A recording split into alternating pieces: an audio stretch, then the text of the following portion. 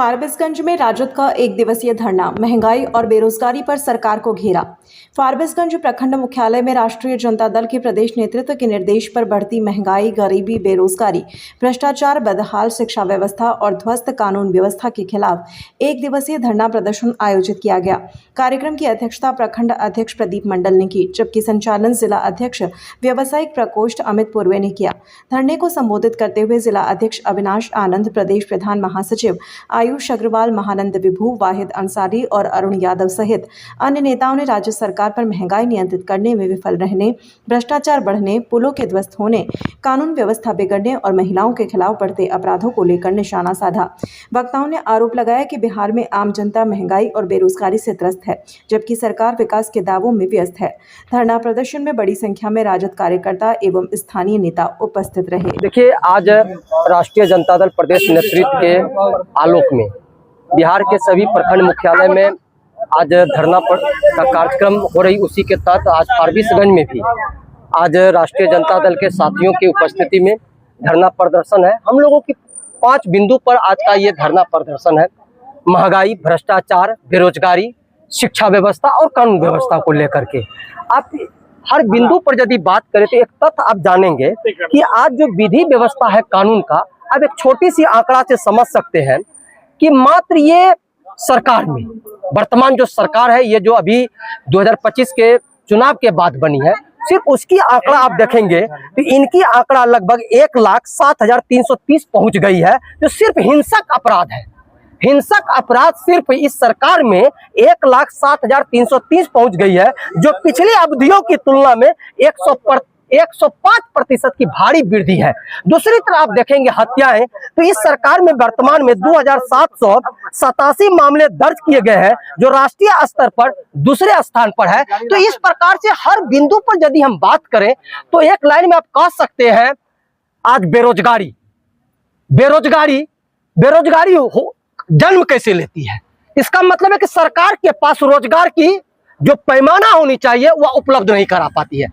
बार बार सरकार जो बनी है, इससे अभी जो वर्तमान में केंद्र की सरकार है, उन्होंने क्या बोल करके गद्दी अपनाया और आज जनता कहां पर है। उन्होंने क्या वादा किया, कितनी बार वादा खिलाफी हुई। वर्तमान की जो सरकार है आप देख लेंगे। फिर शिक्षा व्यवस्था क्या एक समान है? मंत्री का बेटा पढ़ेगा बड़े से बड़े स्कूल में और गरीब का बेटा पढ़ेगा सरकारी विद्यालय में। जब सरकारी विद्यालय में पढ़ेगा तो सरकारी विद्यालय का एक या फिर कहते हैं कि जो प्राइवेट विद्यालय, उनका बुक और सिलेबस एक समान क्यों नहीं? हम पढ़ करके यहाँ जाते हैं, एग्जाम में बैठेंगे, चाहे बीपीएससी में बैठे, यूपीएससी में बैठे या किसी भी हम लोग एग्जाम में बैठे, हमारे बिहार का लड़का, तो वह क्या कहते हैं, प्राइवेट से कुछ और पढ़ के आ रहा कोई सिलेबस और सरकारी से सिलेबस कुछ होता है। और समानता है शिक्षा व्यवस्था। यदि शिक्षा व्यवस्था समान होगी, उनकी एक सिलेबस होगी, तो कहने का मतलब है कि गरीब का बेटा भी अच्छे अच्छे पदाधिकारी बनेंगे। यहाँ पर सरकार की नीति गड़बड़ है। दूसरी तरफ आप देखेंगे महंगाई ने किस प्रकार से दाम लिया है। मोदी जी कुछ दिन पहले आह्वान किए थे कि सोना मत खरीदो। बिहार की जनता के पास तो नमक और सब्जी खरीदने का पैसा नहीं है बाबा, तो सोना कहां से खरीदेगा? सोना तो आप बेच रहे हैं, आरबीआई आपका बेच दिया है कितना, और जनता को कहते हैं मत खरीदो, आप बेच क्यों रहे हैं? तो जनता के साथ हर रूप में वर्तमान का केंद्र और राज्य की सरकार, यानी कह सकते हैं डबल इंजन का बिल्कुल फैल है। पूरे बिहार में राजद परिवार की ओर से धरना का कार्यक्रम है, और ये जो महंगाई, बेरोजगारी, भ्रष्टाचार के खिलाफ ये धरना और प्रदर्शन है। ये धरना इसलिए दे रहे हैं कि आज पूरे देख रहे हैं, ये अंचल प्रखंड कार्यालय में पूरे लोग परेशान हैं। बेरोजगारी चरम पर है, महंगाई चरम पर है और भ्रष्टाचार चरम पर है। ये भ्रष्टाचार के खिलाफ एक काम नहीं होता है, चाहे वो अंचल हो, प्रखंड हो, कहीं हो, बिना पैसा दिए हुए। आज देखिए पूरे प्रखंड कार्यालय में झोला लेके गरीब लोग बउआ रहा है। 6-6 महीना, 3-3 महीना से दौड़ रहा है लोग। चप्पल खिया गया, लेकिन अभी तक उसका काम कोई पदाधिकारी बैठ के बताने वाला नहीं क्या समस्या है। लोग तराई में है। आज महिला आई है, देखिए इसका राशन कार्ड है और इसको अनाज नहीं मिल रहा है। ये है आपका बिहार सरकार का, सम्राट चौधरी का सरकार। इसीलिए हम लोग आह्वान करते हैं कि बेरोजगारी दूर कीजिए, महंगाई दूर कीजिए, गरीब का काम कीजिए। अगर सरकार आपको वोट दिया है, बनाया है आपको जनता वोट दे के सरकार, तो आप जनता का सुख दुख में खड़ा हो। जो है धरना हम लोगों का जो है महंगाई, भ्रष्टाचार, आज जो सरकार बैठे हुए हैं बिहार के गद्दी पर, वह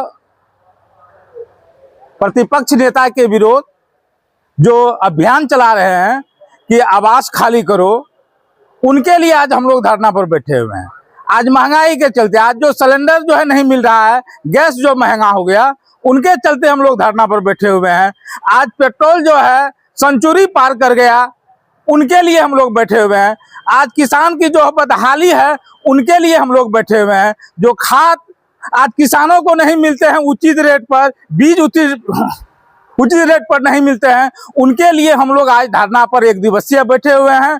और यह जो है पूरे राज्य में जो है आज हर प्रखंड में धरना पर हमारे राष्ट्रीय जनता दल के सभी परिवार बैठे हुए हैं।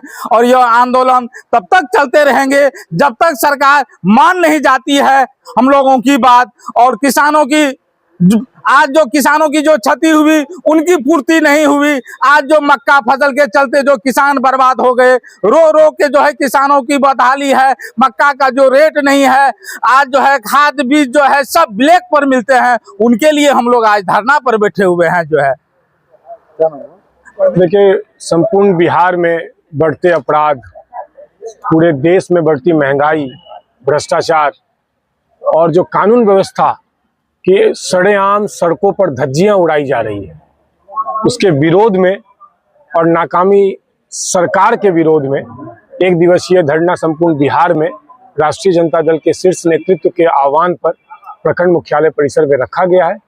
और आगामी 17 जून को जिला मुख्यालय परिसर में रखा जाएगा संपूर्ण बिहार में। बहुत सोचने और बहुत विचारणीय बात है कि नई सरकार बनी है, नई सरकार के मुखिया सम्राट चौधरी जी हैं। वही सम्राट चौधरी जी जो राष्ट्रीय जनता दल के ही प्रोडक्ट रहे हैं। और हम तो यूँ कहते हैं कि राष्ट्रीय जनता दल एक मैन्युफैक्चरिंग यूनिट है जो नेताओं को तैयार करती है और फिर वह नेता अपना अपने अलग अलग जगह जा करके एक्सपेरिमेंट करते हैं। मैं बहुत दुख के साथ कहता हूं कि बिहार सबसे गरीब राज्य है और इस राज्य में अगर कानून व्यवस्था की, गरीबों के हक और हकूक की बात अगर ना हो तो इससे दुख प्रकट करने वाली बात और कोई हो नहीं सकती। इन बातों की बहुत गंभीरता को आप इस बात से समझेंगे। 26 के मई महीने में ही भागलपुर में पुल बनता है और उसके बाद वह पुल ढह जाता है, पुलिया ढह जाता है। और उसके बाद जब एक वापस से उस पर निर्माण कराया जाता है तो उसके पूरे शान शौकत के साथ माननीय मंत्री महोदय, माननीय जिला पदाधिकारी महोदय, सब लोग वहां जाकर के उसका उद्घाटन करते हैं। यह बहुत उचित प्रश्न बनता है कि आप मई 2026 में बने हुए पुल का वापस से निर्माण करने जाते हो और उसका बहुत शान शौकत के साथ आप उसका उद्घाटन कर रहे हैं। यह शर्म की बात है। सरेआम आप देखेंगे कि किस तरीके से सड़कों पर कानून व्यवस्था की धज्जियां उड़ रही है। गरीबों के घर पर बुलडोजर चल रहा है। मैं ये बात जानना चाहता हूं कि क्या इस गरीब राज्य में गरीबों को रहने का अधिकार नहीं है? मैं ये जानना चाहता हूं कि जिन गरीबों के वोट के दम पर आज पूरे बिहार में एनडीए की सरकार है, क्या उन गरीबों को अब बिहार छोड़कर चले जाना चाहिए? वही गरीब दूसरे प्रदेश से आकर बिहार में वोट डालते हैं और फिर मजबूरन बिहार प्रदेश छोड़कर दूसरे राज्य में जाकर रोजगार के लिए इधर उधर भटकते हैं। क्या सरकार को इस पर ध्यान नहीं देना चाहिए? क्या सरकार को ऐसी व्यवस्था नहीं बनानी चाहिए जिससे युवाओं का भविष्य उज्जवल हो सके? लेकिन युवाओं को, गरीबों को, अक़लियतों को सिर्फ और सिर्फ उनका शोषण किया जा रहा है।